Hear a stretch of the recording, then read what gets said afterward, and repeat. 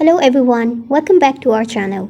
So in this video, you will get to know that how you can do the gender swap filter on TikTok. But before moving ahead, make sure to like the video and subscribe to our channel. And now, let's begin.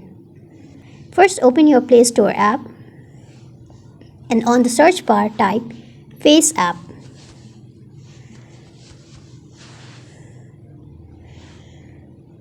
Now tap on the fourth option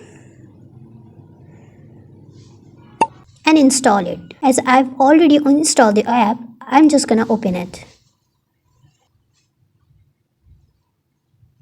Tap on gallery option and then select the photo that you want to edit. Now among the options given at the bottom bar, select the gender option. Now here you can use any of the male or male to filter to swap the gender.